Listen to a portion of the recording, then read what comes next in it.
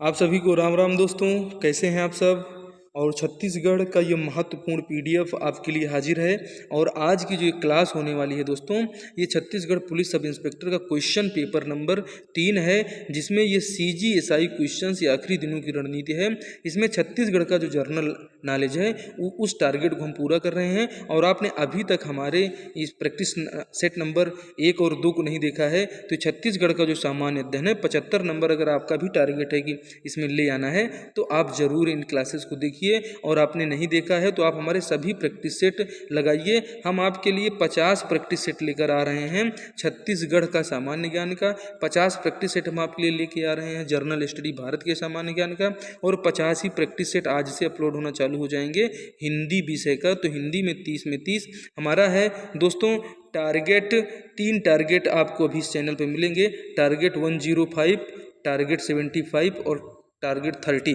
ठीक है दोस्तों, तो ये 210 नंबर तो आपको मिलने ही मिलने हैं अगर आप इस चैनल पे लगातार बने रहते हैं और हमारी सभी क्लासेस को देख लेते हैं। तो हम 210 नंबर की तैयारी यहाँ पे आपको पूरी तरीके से करवा रहे हैं। और भी क्लासेस बहुत जल्दी आपके लिए आएंगी और वो प्रैक्टिस सेट भी हम आपको कराएंगे। अभी आइए शुरू करते हैं आज के प्रश्न को कि हसदेव नदी किस स्थान पर महानदी से मिलती है, आपको बताना है। शिवरी नारायण में, सीलादेही में, मचगांव में या कटकोना में दोस्तों। तो ये जो शिवरी नारायण है यहाँ तो मिलती नहीं है, मचगांव में नहीं मिलती, जो सीलादेही नामक स्थान है हमें तो यहाँ लग रहा है। लेकिन आपका आंसर क्या है, आप अपना उत्तर बताइए दोस्तों। और चैनल पर नए हैं तो सब्सक्राइब कर लें, और अगर आपने जो है अभी तक क्लास को शेयर नहीं किया है तो अपने दोस्तों में ज़रूर शेयर कर दीजिए। बहुत ही महत्वपूर्ण प्रश्न है और इसमें हमें आपका भी सपोर्ट चाहिए कि आपका जो है हमारा उत्साह तभी इंक्रीज होगा जब आप हमारी क्लासों को शेयर करेंगे। और आप लोग क्लास को देखते हैं लेकिन जो है कमेंट करके बताते नहीं क्लासें कैसी लग रही हैं, अच्छी लग रही हैं तो बताएं अच्छा है। अगर आपको नहीं अच्छी लग रही हैं, कोई क्वेश्चन वगैरह गलत हो जाते हैं तो उसके भी हमें जो है बताएं, उसके बारे में उसको हम सुधार करेंगे और उसको और अच्छे से और ज़्यादा मेहनत हमारी टीम को जो है कराई जाएगी। ये क्वेश्चन पेपर सेट नंबर 3 है दोस्तों, छत्तीसगढ़ का सामान्य ज्ञान है और टारगेट 75 अचीव करना है। इसलिए हसदेव नदी किस स्थान पर महानदी में मिलती है, तो सीलादेही में मिलती है, इसे आपको याद रखना है। इनमें से कौन सा पाट प्रदेश सबसे उत्तर में स्थित है, जसपुर पाट प्रदेश, मैन पाट, जारंग पाट या सामरी पाट, इसे आपको बताना है दोस्तों। तो ये जो हमारा सामरी पाट है दोस्तों, ये सामरी पाट जब ये आप यहाँ नॉर्थ और साउथ वाला एरिया देखते हैं तो जब आप यहाँ से ये कोरिया, सूरजपुर ये वाले एरिया में जाते हैं तो ठीक है, तो सबसे उत्तर में जो है जो आपको मिलेगा ये हमारा सामरी पाट वाला भाग मिलेगा। कि सामरी पाट क्या है, छत्तीसगढ़ प्रदेश के इन पाट प्रदेशों में सबसे उत्तर में स्थित है, इसे आपको याद रखना है दोस्तों। जारंग पाट की ऊंचाई कितनी है ये आपको बताना है। जारंग पाट की ऊंचाई कितनी है, 1152 मीटर, 1225 मीटर, 1076 मीटर या 1045 मीटर। हमें तो यही लग रहा है, आप बताएं इसका सही आंसर। आपने क्या टिक किया और कमेंट करके जरूर बताएं। ऑप्शन डी आपका सही है। पलमा चोटी, पलमागढ़ जो चोटी है दोस्तों, इसकी ऊंचाई कितनी है, 1048 मीटर, 1080 मीटर, 1056 मीटर या इनमें से कोई नहीं। कौन सा आंसर आपका सही है, आप उसका उत्तर दें दोस्तों। जो इसका सही उत्तर हो जाएगा, जो पलमागढ़ की चोटी है दोस्तों, इसकी ऊंचाई 1080 मीटर है। ये बिल्कुल पूछ लिए जाते हैं, इसलिए ये प्रश्न आपके सामने लाए गए हैं। दलहा पहाड़ जिसकी ऊंचाई 760 मीटर है, प्राकृतिक तौर पर किस स्थान का हिस्सा है, बिलासपुर रायगढ़ का मैदान, रायगढ़ बेसिन, छुरी उदयपुर की पहाड़ियाँ या मैकल श्रेणी। ये दोस्तों बताइए कि आपका सही आंसर क्या है। कि दलहा पहाड़ आपने नाम तो सुना ही होगा, तो दलहा पहाड़ जो है दोस्तों ये बिलासपुर और रायगढ़ का जो मैदान है यहाँ जो है ये स्थित है और प्राकृतिक तौर पर किस स्थान का हिस्सा है, तो बिलासपुर रायगढ़ मैदान का हिस्सा है दलहा पहाड़, जिसकी ऊंचाई 760 मीटर है। इसे आपको याद रखना है दोस्तों। कांदावनी की पहाड़ी किस जिले में है, ये आपको बताना है। धमतरी में है, राजनांदगांव में, मुंगेली में है या कि कबीरधाम में है। तो हमें तो कबीरधाम लग रहा है, लेकिन आपको क्या लग रहा है, आप भी तो अपना इंटरेस्ट बताएं। और ये आपका बिल्कुल ऑप्शन सी सही है कि कबीरधाम में है दोस्तों।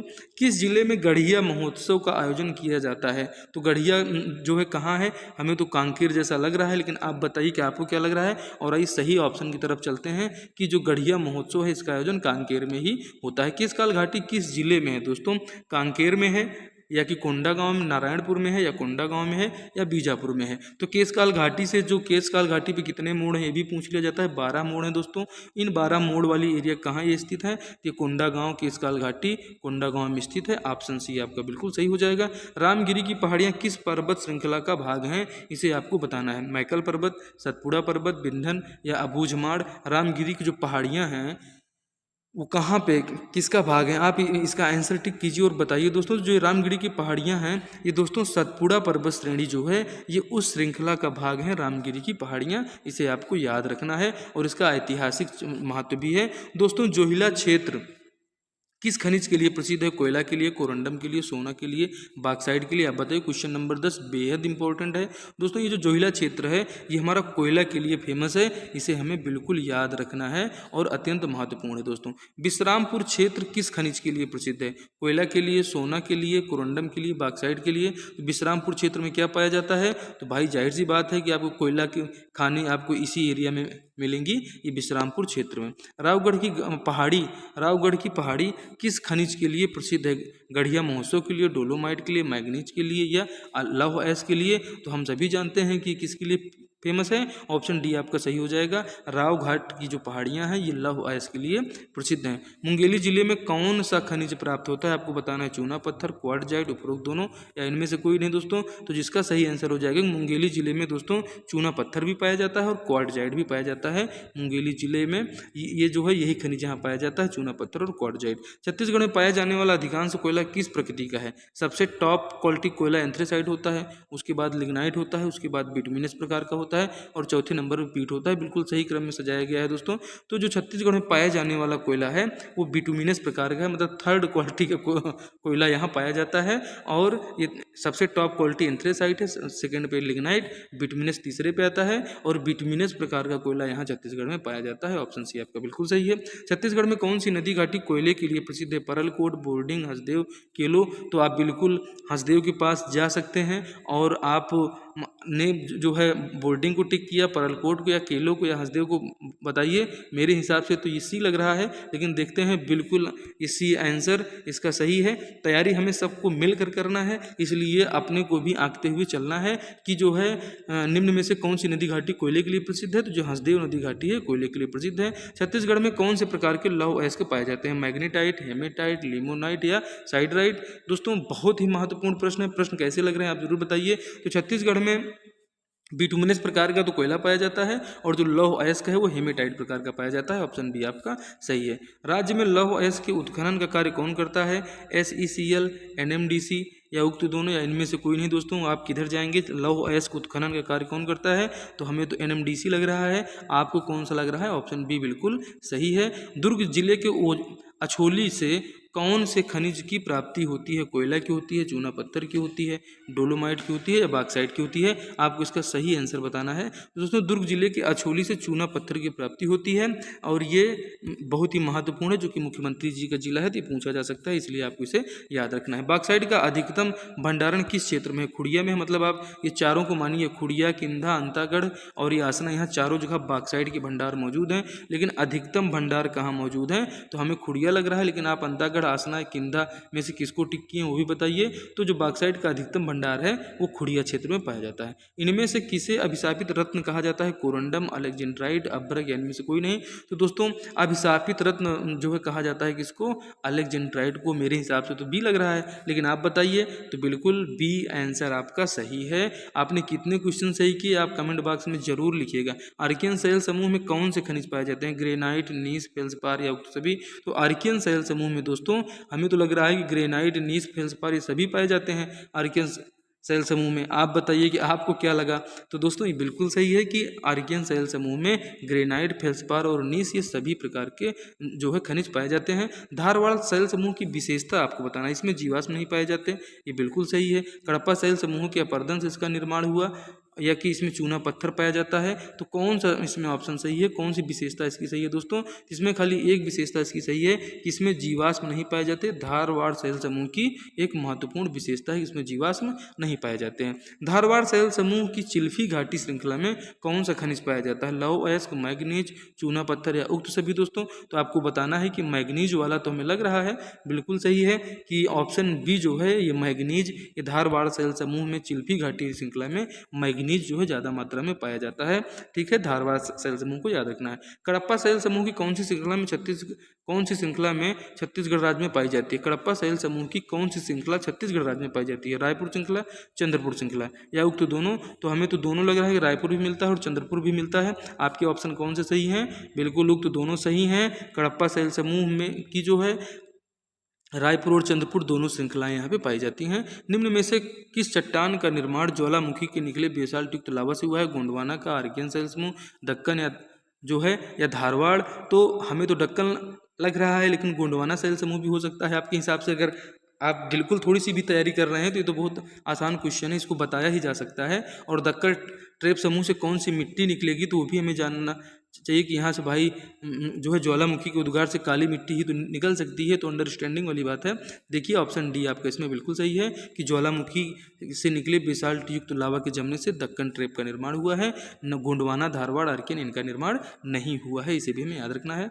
दक्कन शैल समूह में किस प्रकार की मिट्टी पाई जाती है? लाल पीली मिट्टी, काली मिट्टी, भाटा मिट्टी? तो अभी हम देख रहे हैं कि दक्कन ट्रेप जो है ये बना है, तो यहाँ पे तो काली मिट्टी पाई जानी चाहिए। देखते हैं ऑप्शन में क्या सही। बिल्कुल ऑप्शन बी सही है, काली मिट्टी पाई जाती है। निम्न में से कौन सा शैल समूह कोयले की प्राप्ति होती है?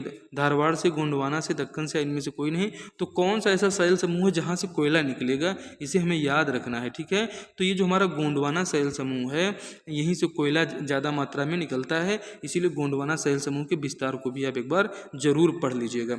बॉक्साइट खनिज किस प्रकार की चट्टानों में पाया जाता है? धारवाड़ में पाया जाएगा, गोंडवाना में पाया जाएगा, दक्कन में पाया जाएगा दोस्तों? तो आप जानते हैं कि दक्कन ट्रेप का निर्माण तो ज्वालामुखी से हुआ है। ठीक है, अब गोंडवाना है कि धारवाड़ है, इनमें से कौन सा सही है? इनमें से कोई नहीं है। आंसर क्या हो जाएगा दोस्तों? तो ये दक्कन में ही पाया जाता है। बॉक्साइट के खनिज किस प्रकार चट्टानों में पाए जाएंगे? दक्कन में पाए जाएंगे। निम्न में से लाल पीली मिट्टी के गुण है अम्लीय होती है, क्षारीय होती है? अम्लीय क्षारीय दोनों होती है, ना तो अम्लीय ना तो क्षारीय। तो दोस्तों ये जो लाल पीली मिट्टी होती है ये ऑप्शन सी लग रहा है कि इसमें अम्लीय क्षारीय दोनों होना चाहिए, और लाल पीली मिट्टी अम्लीय क्षारीय दोनों होती है। लाल पीली मिट्टी के बारे में गलत कथन आपको छांटना है। लाल रंग फेरस ऑक्साइड के कारण होता है, पीला रंग फेरिक ऑक्साइड के कारण होता है। ये दोनों सही है, तो जी हाँ ये दोनों सही है। ऑप्शन सी इसमें लग रहा है कि इसमें जो है, अच्छा आपको इसको जरूर देखना है दोस्तों, ये गलत कथन का चयन कीजिए। ठीक है, लाल पीली मिट्टी के बारे में ये इसको ध्यान देना है गलत को।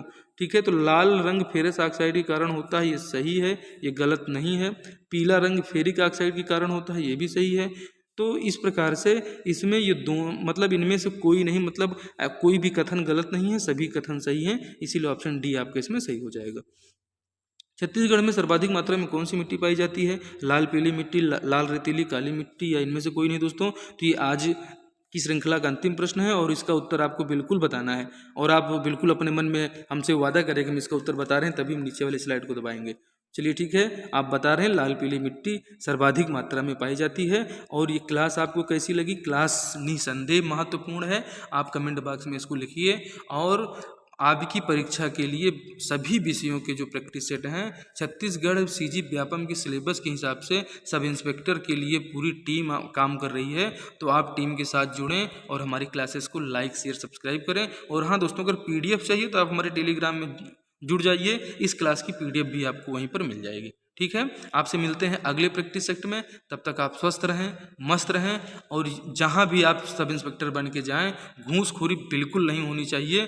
एकदम घूसखोरी को छत्तीसगढ़ से बंद करना है। और ये वाले बैच में जो 975 सब इंस्पेक्टर बनेंगे, इन सभी से हम ये आशा करेंगे कि ये घूसखोरी को बिल्कुल बंद करने की कोशिश ही ना करें, घूसखोरी होने ना दें। ठीक है, जय हिंद, जय भारत।